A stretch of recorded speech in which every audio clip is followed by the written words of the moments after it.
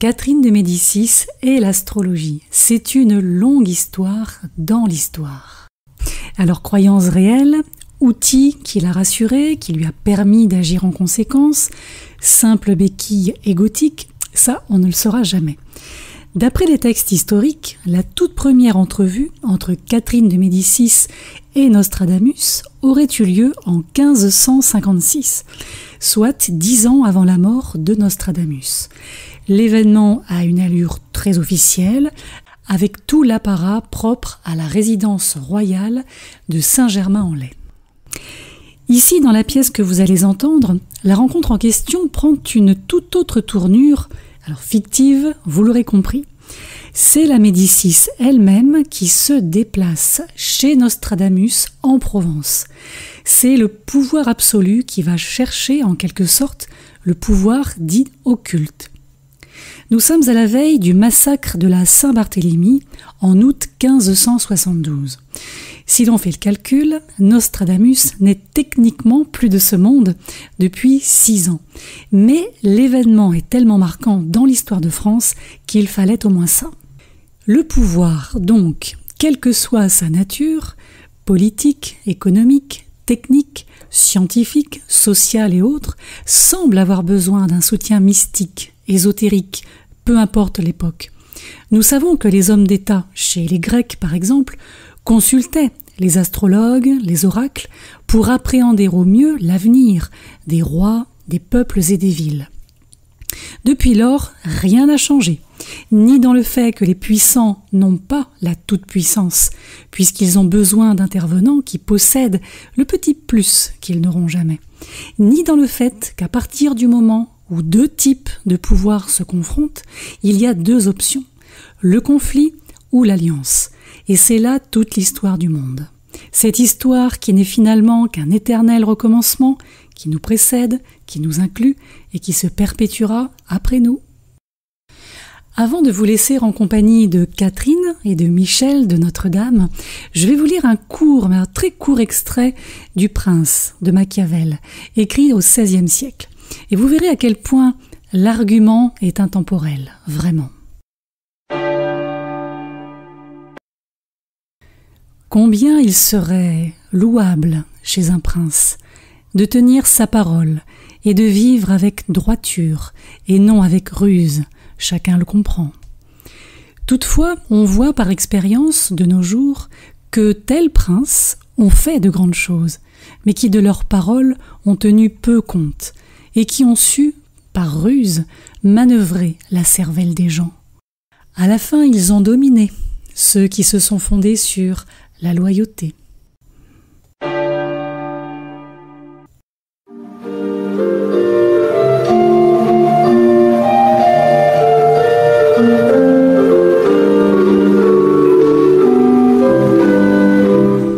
La Reine et le Sorcier, une pièce en un acte de Roger Gaillard, avec l'aimable accord des éditions L'Avant-Scène Théâtre et de la Société des gens de lettres.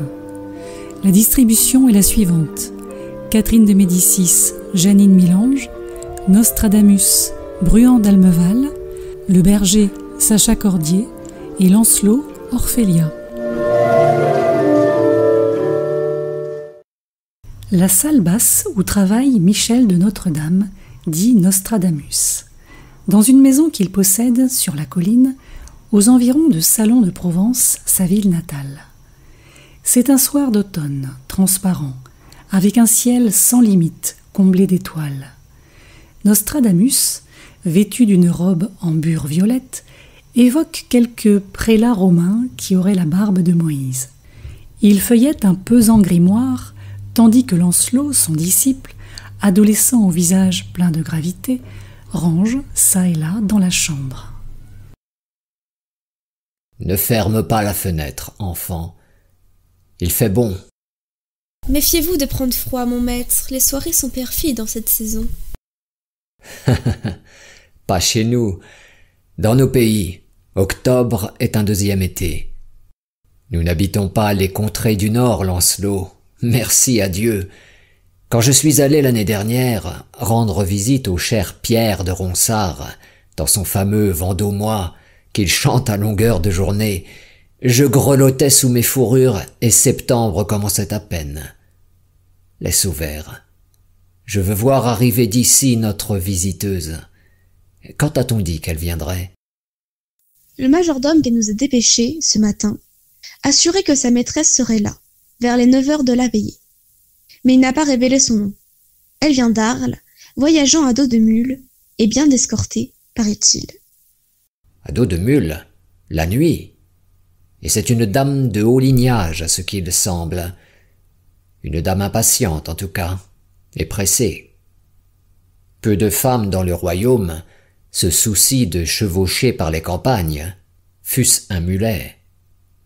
Elles aiment mieux la litière, dont les rideaux les préservent du vent qui brouille le teint ou du soleil qui les fait noiraudes.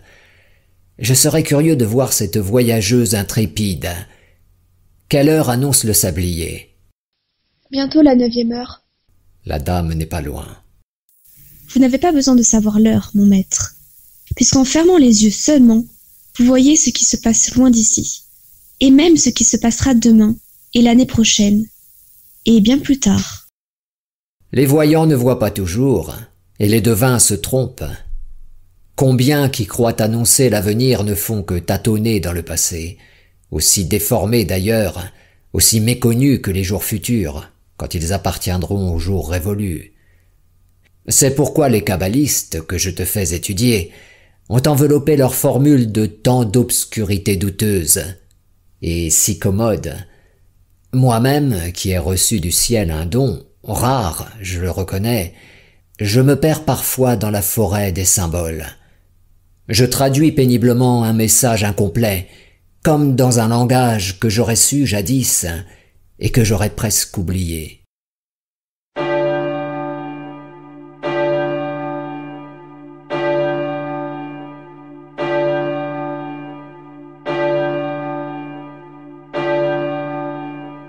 Six,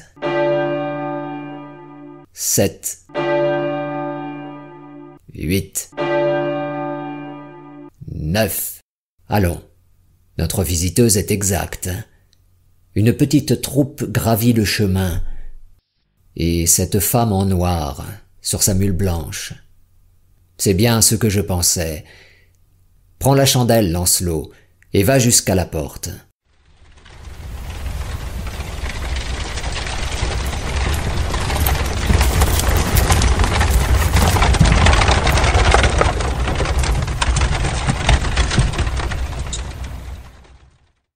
Allons, Guillaume, aide-moi à descendre, mon garçon.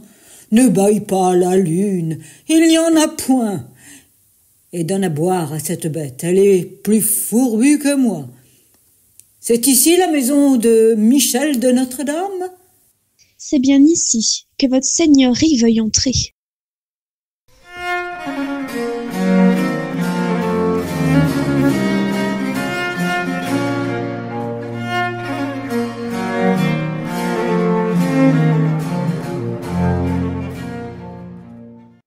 Bonsoir, Nostradamus. Soyez la bienvenue, madame. Vous m'attendiez? On m'avait averti. Que puis-je faire pour votre service? Me laissez vous regarder d'abord. Père Bacco, vous avez les yeux bleus, bleus comme l'eau des lacs. Comment pouvez-vous voir tant de choses avec ces yeux d'enfant? Les enfants voient plus loin que nous, quelquefois. Ils ont des prunelles toutes neuves. Cette barbe longue et frisée vous rend, il est vrai, une gravité que vos regards démentent. Voilà donc l'illustre Nostradamus, un adolescent à barbe grise. Madame est déçue. Non, étonné, et plus encore par la simplicité monacale de ce laboratoire. Où sont les fourneaux et les alambics, grand homme? Je ne suis pas alchimiste. Tes tarots de bohème, ta baguette de coudrier? Je ne suis pas nécromancien. Et tes cartes du ciel, ta lunette, le globe où sont gravés les 12 signes? Je ne suis pas astrologue. Qu'es-tu alors? Que fais-tu? Veux-tu me le dire? Je vois. Je vois par éclairs, et j'essaie d'enfermer ces éclairs dans des quatrains maladroits que je tire de moi avec peine, comme la fourmi délivre son miel pour nourrir les pucerons aveugles. Entre la cécité des autres et ma vision momentanée, il n'y a que le temps de la foudre. Tu es bien subtil. Je crois te comprendre pourtant. Je suis venu de très loin pour te consulter, Michel de Notre-Dame. On m'a chanté merveille à ton sujet. Mais je ne prends pas chat en poche. Laisse-moi te mettre à l'épreuve. Tu vois, dis-tu... Par moments. Tu me vois dans cette lumière avare? Oui. Je vois une femme de noble allure, en robe noire et guimpe blanche. Un bonnet noir sur les cheveux, elle croise des mains très blanches. Ce n'est pas mon image visible que je te demande de décrire. Un domestique avisé en ferait autant. Pas mon image invisible, l'envers de moi, ce qui n'est pas inscrit sur ma personne. Soit. Laissez-moi fermer les yeux. J'attends. Vous êtes veuve, madame. Il vous reste 3 fils. L'un vit près de vous, l'autre loin de vous. Le 3e est sans cesse en voyage. Vous avez marié avantageusement l'une de vos filles. Vous cherchez en vain à placer l'autre. Vous habitez une vaste demeure, plus turbulente et difficile à mener que les 12 maisons planétaires. Vous êtes tenace et triste, méfiante et pleine de sagacité. Vous accouplez dans vos armoiries le lion puissant de la maison des Valois et le rusé renard italien. Vous êtes né à Florence. Vous logez à Paris. Et je m'appelle Catherine, de la branche des Médicis, fille de Laurent le Magnifique, veuve du roi Henri II, mère du roi Charles IX, du roi de Pologne et du duc d'Alençon, régente du royaume d'Hélice, alliée, pour l'instant, d'Élisabeth la Sournoise et du cauteleux Philippe d'Espagne. Je crois avoir nommé toutes les dynasties d'Europe. Elles sont entrées avec vous dans ma maison des collines qui n'a jamais vu tant de rois. C'est tout? Ce n'est pas assez. Presque trop, peste. Tu as de bons yeux quand tu les fermes. On ne m'avait pas trompé. Côme Ruggieri, le meilleur de mes astrologues, ne te va pas à la cheville. Quel pouvoir tu détiens, Michel! Moins grand qu'on ne pourrait croire, madame. Votre Majesté me permet-elle, en présent de bienvenue à ma souveraine, de démonter devant elle les rouages de ce mystère qui a paru l'interloquer? Veux-tu prétendre que tu m'avais déjà vu, qu'on t'avait en sous-main révélé qui j'étais? Non pas, non pas. Il n'y aurait plus aucun mérite. Je n'ai jamais eu l'honneur d'apercevoir votre Majesté, même en rêve. Mais, dans l'art du devin, la réflexion entre pour une bonne part, et le calcul des vraisemblances. Explique-toi. Je savais la reine en voyage, depuis des mois. Je n'ignorais pas que les régions méridionales sollicitaient son attention, qu'elle avait rendu visite à son neveu le Béarnais, honoré de son passage certaines places fortes du Languedoc, où grandit trop vite à son gré l'influence huguenote. Ce parpaillot foisonne comme la mauvaise herbe. Alès, Nîmes la romaine ne sont guère éloignés du pays des Olives, où Nostradamus médite ses oracles. Les centuries. J'en ai dévoré le premier livre. Il m'a fait trembler plus d'une fois. On vient m'annoncer qu'une dame de qualité désire me rendre visite, la nuit, pour n'être point reconnue. Que votre Majesté me pardonne, mais qui pourrait voyager par les chemins nocturnes avec une escorte et dissimulant son visage, sinon les reines ou les malandrins?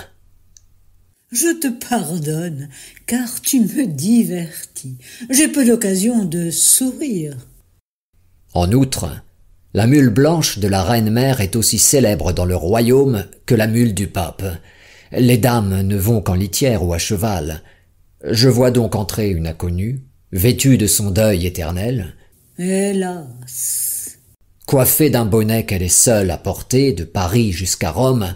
On connaît donc mon bonnet par ici. Le premier mot qu'elle prononce est un juron toscan, perbacco, Mon diable d'accent florentin, je l'oubliais. et la lèvre énergique, dédaigneuse, popularisée par les images. Ma lippe, Nostradamus.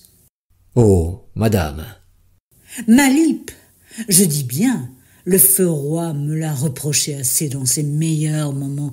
La lippe de Catherine, en ai-je souffert de cette bouche pendante? votre majesté se calomnie. Non, je me connais, c'est ma qualité cardinale. Ah, ragazzo, tu m'en imposais avec ta magie divinatoire. Ce n'est que de l'intelligence, voilà tout. Venant de madame Catherine, quel plus beau compliment. Trêve de mignardise, tu m'as expliqué l'un de tes tours, celui que tu réserves aux croquants et berlués. Je m'y suis laissé prendre aussi sottement qu'eux d'ailleurs.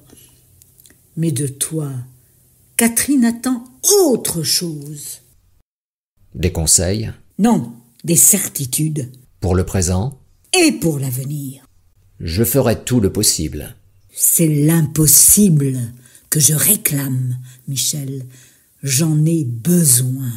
Le miracle n'est pas une entreprise humaine, madame. Adressez-vous à Dieu. Dieu ne répond jamais. Allons, voilà que je blasphème. Non, je voulais dire, comprends-moi, les requêtes que nous lui envoyons passent par trop de mains. Il y a entre les princes et Dieu tant d'archevêques, d'évêques, de chanoines, d'abbés, de diacres et de sous-diacres, sans compter le Saint-Père et les huguenots maintenant, qui veulent mettre le Seigneur en tutelle et l'annexer à leur profit. Les affaires du ciel sont plus embrouillées que les nôtres. Nous ne lisons pas une pétition sur 20, pas un placé sur 50. Et bien souvent, nous les signons sans les lire. Alors tu imagines là-haut. Il n'y a ni bas, ni haut. Ce qui est en haut est comme ce qui est en bas. Qu'est-ce que tu marmonnes? Une des rares formules de la doctrine secrète qui expose une vérité incontestable. Bas et haut, droite et gauche, dedans et dehors sont des illusions de nos sens. Ces mots ne signifient rien. Béquille pour infirme. Je n'ai jamais pu entendre une voix terrestre crier dans le vide « Va-t-on enfin s'occuper de moi là-haut ?» sans avoir envie de pleurer ou de sourire, ce qui est parfois la même chose. Tu ne crois pas non plus que Dieu nous aide? Il existe pourtant. Tes prophéties sont pleines de son nom. Il faut bien désigner l'inconnu, donner un nom à l'espérance. Et les troupeaux perdus ont besoin de croire, quand ils marchent sans guide, qu'un pâtre invisible les conduit. Mener les troupeaux, c'est affaire royale. Le sceptre est un bâton de berger. Il doit mordre le sol, écarter les loups, corriger les chiens qui musardent et même briller la nuit comme la baguette des enchanteurs. J'ai connu quelques enchanteurs, madame, mais leur baguette n'éclairait point. Te moques-tu? Ai-je devant moi Nostradamus le prophète? Ou n'es-tu qu'un vieil écolier incrédule qui rabâche une leçon qu'il a mal apprise? À quoi te servent tes grimoires? À engraisser les rats? Non, madame, à mesurer mon ignorance. Quand on sait qu'on ne sait presque rien, on est bien près de tout savoir. Vous n'attendiez pas de moi, je suppose, les recettes du grand Albert, ou les formules du dragon rouge, ces fariboles que vendent les bohémiens aux rustos de nos villages. Je soigne l'âme, quelquefois. Je tâche d'en déchiffrer les énigmes. C'est en quoi je puis vous être utile. Mais je ne connais pas d'incantation contre la fièvre, ni d'amulette pour chasser les mauvais esprits. Je n'ai jamais, vous l'avouerai-je, rencontré d'esprit, mauvais ou bon. Croyez bien que je le regrette. Tu n'es pas celui que j'espérais. Tu doutes. Au fond, tu n'es pour rien dans tes prophéties. Quelqu'un parle en moi. Ce n'est pas moi qui parle. Ce que j'écris, on me le dicte. Et ce prodige, comment l'expliques-tu? Je le constate. C'est déjà prodigieux. Eh bien, c'est moi qui parlerai, les deux pieds sur la terre, puisque tu me refuses le secours du ciel. Ou d'ailleurs, je te parlerai sans imposture, ni faux semblant. Comme à votre médecin? Grand Dieu, je lui cache la moitié de mes misères de peur que trop de remèdes me tuent. Comme à votre confesseur? Oui, je ne lui dis pas tout, loin de là. Peccato. Mais que veux-tu? Je me défie de tout le monde. Comme à vous-même alors? Oui, les jours où je suis de mon avis, je ne me trouve pas toujours d'accord avec moi, Michel. C'est un de mes tourments. Que votre majesté se rassure. Tous ceux qui pensent sont dans son cas.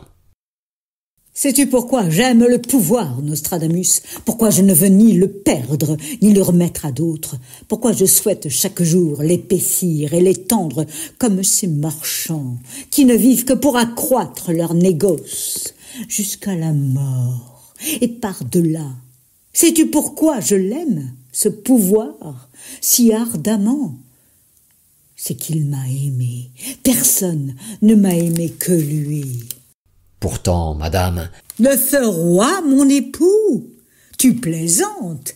Il m'a engrossé en pensant à une autre, hélas. Non, le roi n'a aimé que sa drôlesse. Diane de Valentinois, cette vieille géniche minaudière, que la postérité prendra pour une gazelle, à cause de son niais de sculpteur, Jean Goujon, qui voit tout en beau. Oui, le pouvoir. Cet élément sans visage, cet être sans forme et sans sexe, il m'a servi, obéi, il s'est laissé prendre. Il m'aimait, quoi. Je le sentais bien, l'exercice de la puissance, l'appétit de dominer. Voilà mes galants, voilà mes mignons de couchette.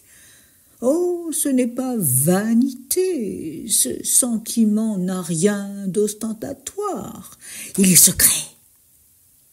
Dirigé même dans l'ombre, gouverné en retrait, dénouer des fils que nul ne savait dans vos mains, tendre des pièges sans y tomber, plier s'il le faut, puis en se redressant, cingler la face de l'adversaire comme une cravache.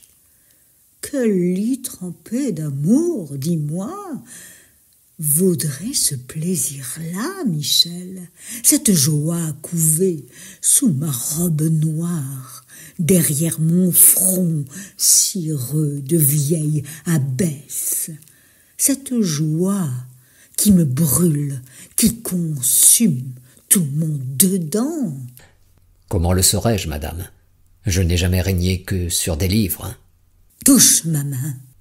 Votre majesté bat la fièvre. Si tous les gueux du royaume, par les hivers de neige, avaient pour se chauffer un peu de ce qui brûle dans ma poitrine, personne en France n'aurait plus froid.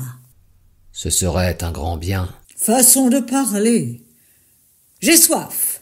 Madame veut-elle goûter mon vin muscat? Non. Un peu d'eau de cette cruche que je vois fraîchir sur la fenêtre. Merci. Que font mes gens? Ils somnolent à l'ombre de leurs chevaux, qui dorment debout. Comment peut-on dormir? Votre majesté ne repose jamais? Bien peu, car cette joie que je t'ai peinte tout à l'heure, cette délectation qui colle à ma peau sous mes jupes, comme la tunique d'Hercule, elle a sa doublure de douleur. Jouir trop souvent devient une souffrance. Et je sais. Et tant d'obstacles autour de moi, tant de convoitises, toutes les puissances magiques ne suffiraient pas à m'en préserver. Moi, la régente, sur qui nul n'a le droit de porter les mains sans risquer la torture. Je souffre le supplice des tueurs de rois. Oui, je suis écartelé, Michel. Non pas à 4 chevaux, tiré à 4 fauves, c'est pire. Chacun a l'un des 4 points cardinaux du royaume, et cela dure depuis 15 ans. Que voulez-vous dire, madame? À l'est, le taureau de Lorraine, front bas, regard fuyant, qui attend le moment de foncer. François de Guise. Coligny, à l'ouest, vieux bouc déguisé en mouton, et qui voudrait brouter sur mes domaines. Au nord, la panthère anglaise Élisabeth, cachant sous ses gants brodés des griffes aiguës. Au sud, enfin, Henri de Navarre, le sanglier béarnais, glouton comme ses cousins les pourceaux, puant la sauvagine à 10 pas. Mais retors, mais patient, le plus à craindre. Celui-là guigne Paris, excusez du peu. De ce carré d'animaux féroces, 3 sont protestants, 2 sont ligueurs. Et la séquelle parpaillote et la sainte ligue, qui n'a de sainte que le nom, leur pique tour à tour le derrière, afin de m'écarteler plus fort. Les condamnés sont moins tourmentés aux galères. Le pouvoir a ses croix. Prends tout ce que tu veux, dit le destin, mais paye le prix. C'est cher. Je n'ai jamais marchandé. Et c'est pour garder le pouvoir, et le posséder jusqu'au bout, que votre majesté supporte de souffrir en silence, j'imagine. Certes, ceux qui se plaignent sont déjà vaincus. Vous suez, vous serrez les dents, ainsi qu'un martyr sur la claie. Que de vaillance! On souffre tout de ce qu'on aime. L'amour est une géhenne aussi.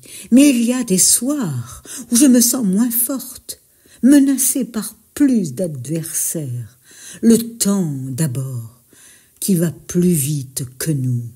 Le temps s'en va, madame. Las, le temps, non. Mais nous en allons. Bientôt serons étendus sous la... Tais-toi! Quelle trouble fête! Ce ronsard, il sonne le glas sans trêve. Vous vieillirez, ma sœur, il faut mourir. Ce paillard est un prêcheur manqué. Votre majesté me disait donc... Oui, qu'il y a des soirs où la force manque, où l'épaule fléchit. Alors, ces soirs-là, ne trouvant de secours ni en soi-même, ni chez autrui, ni en Dieu, on sort du Louvre, après le couvre-feu, par une porte qui donne sur la Grève. On gagne par le quai désert le pont des Tournelles, où semble sommeiller une maison obscure. On frappe à l'huisse le nombre de coups convenus. Et l'on va chez Ruggieri, le sorcier, se plonger dans un bain de chimères, interroger les cartes et se faire tirer l'horoscope, comme on prend médecine. Tu recommences à voir, ce n'est pas trop tôt. Et, certaines nuits, dit-on, quand les poupées de cire percées de 7 épingles, quand les talismans consacrés aux esprits d'en bas sont restés sans effet, le nécromant devient parfumeur ou droguiste, fait macérer certaines plantes, prépare certains gants, accommode certains bouquets. Et 8 jours après, on conduit à l'église, couché sous un drap noir, quelque bonhomme qui a cessé de plaire ou qui gêne et dont la perte vous touche peu. Arrêtons-nous là, Nostradamus. Ces images appartiennent à ma légende. Attendons que je n'y sois plus pour me calomnier. Présentement, je vis et je compte vivre longtemps. Rien ne m'est plus aisé que de clouer la bouche au conteur de sornettes. Je tiens aussi à ma renommée, madame, que les charlatans de Paris profitent des rares instants où la reine a la faiblesse de recourir à leur simagrée. Mais elle sortira de ma maison plus forte et raffermie, je pense, parce que j'ai refusé de la duper et de lui mentir. Plus tard, elle m'en remerciera. Qu'en sais-tu, présomptueux? Qui te dit qu'en te quittant, je ne vais pas donner l'ordre de te faire arrêter? Pour fait de sorcellerie? Pour m'avoir extorqué trop de confidences?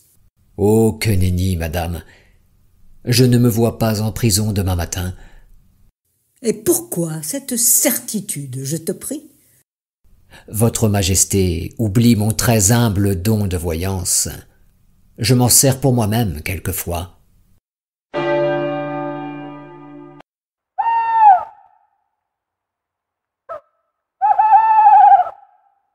Que se passe-t-il? D'où vient cette lumière? C'est la nuit qui est entrée, madame. Tu veux rire? Ce ruissellement, cet étincellement, tu appelles cela la nuit? C'est la nuit de nos contrées. En juillet, elle brille plus encore. Mais nous voici au début de l'automne. Mon Dieu, mais ce n'est pas le même ciel. Il n'y a pas sur le Louvre, ni sur Blois, ni sur Annette, un ciel semblable. Ce sont d'autres étoiles, où il y en a 100 fois plus. Ce sont les mêmes, madame, mais on les voit mieux. Michel, il faut que j'envoie ici Côme, mon astrologue, et d'autres. Ils verront des astres qu'ils ne connaissent pas. Nos cartes célestes sont tronquées, incomplètes. Voilà pourquoi leur thème renferme tant d'imprécisions. À quel horoscope ils me feront à leur retour? Je me passerai bien de leur visite. Viens, allons dehors, sortons. Diavolo, les arbres obstruent la moitié de l'horizon. Tu as bien une terrasse, une tour pour observer les comètes ou les éclipses. Non, je n'ai pas de tour d'astrologue. Mais je possède un colombier. Il fera aussi bien l'affaire. J'allume une lanterne.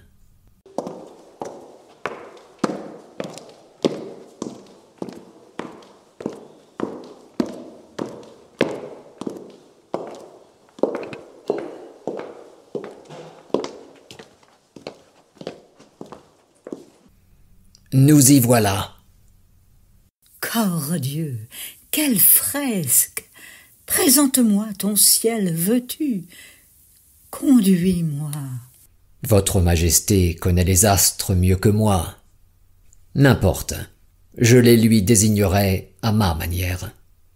Voici, madame, l'assemblée des étoiles, mes belles amies depuis la prime enfance, car j'épelais leurs noms avant d'apprendre à lire, et je les égrène encore au soir de ma vie comme un rosaire. Écoutez ces noms de velours. Cassiopée, Aldébaran, Bételgeuse. Oh, voyez Saturne et son anneau de cuivre. La planète des malchanceux. Mars, rouge et pesant, qui s'avance avec gloire, et Vénus, qui le suit de loin. Mars sous le signe des poissons, Vénus influencée par le taureau. Ah, et Sirius, cette perle rose. À quoi bon réciter tout l'armorial? Les mages de Chaldée le savaient déjà par cœur. Pourtant, voyez là-bas, exactement à la pointe du cyprès, voyez cette étoile petite et solitaire, qui a l'air de ne pas vouloir se mêler aux autres. Il y a longtemps que je l'observe. Certaines nuits, on la distingue à peine. Elle n'est pas fixe.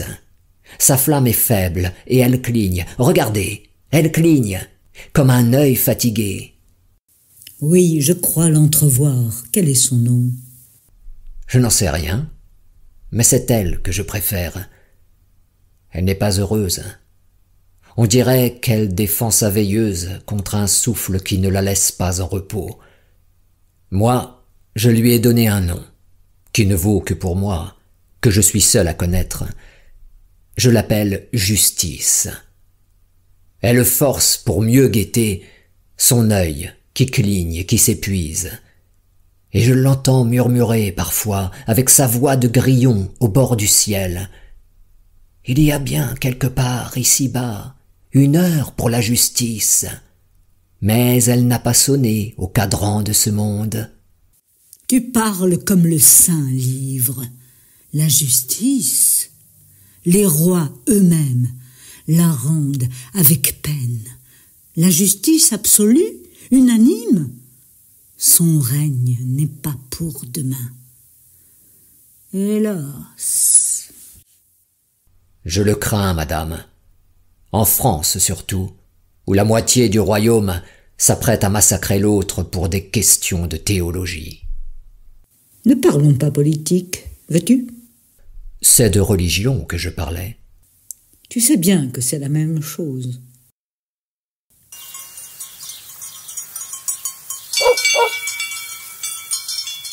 Qu'est-ce qui vient là-bas sur la route? Ce n'est qu'un troupeau, madame, et bien maigre. Tenez, il sort de l'ombre. Le petit berger tient un fanal, le bélier en tête, puis 4 ou 5 brebis, et l'âne, qui porte 2 agneaux. Ils vont à la montagne? Non, les troupeaux n'émigrent pas encore. On les mène sans doute en Avignon. Pour les vendre? Ou pour les abattre. Nous irons, mes bons amis, célébrer mes noces. Célébrer mes noces. À la Saint-Barthélemy, dans un beau carrosse. Nous aurons le pain béni, l'évêque et sa crosse. Des gâteaux, du vin d'anis, le jour de mes noces. À la Saint-Barthélemy, à la Saint-Barthélemy. J'ai froid. Le vent fraîchit toujours au petit matin. Ce n'est pas le vent, c'est cette chanson. Cette chanson m'a donné froid tout à coup. La reine est fatiguée. Non, je sais faire la part entre les malaises du corps et d'autres angoisses. Je ne sais ce que je ressens. La nuit est pleine de présages, de signes. Tu l'éprouves aussi, Michel? Oui. Descendons.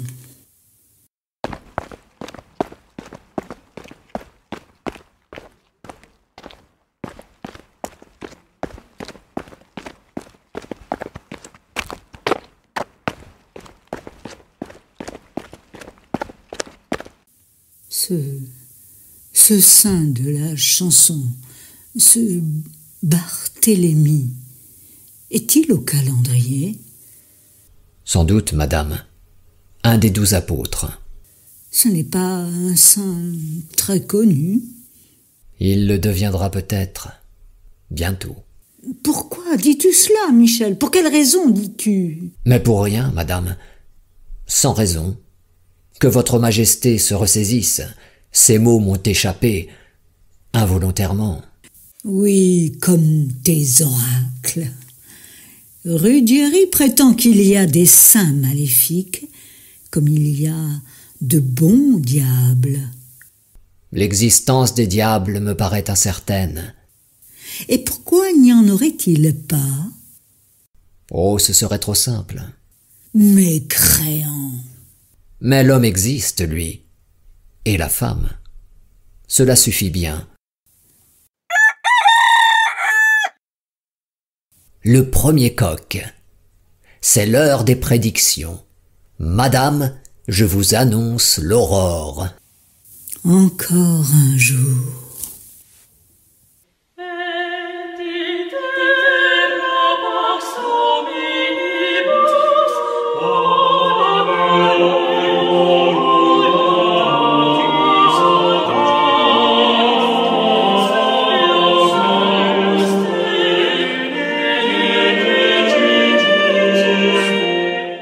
C'était La Reine et le Sorcier, une pièce en un acte de Roger Gaillard. Avec Janine Milange, Bruyan d'Almeval, Sacha Cordier et Orphelia. Réalisation et montage, Natalia Finzel-Romanova.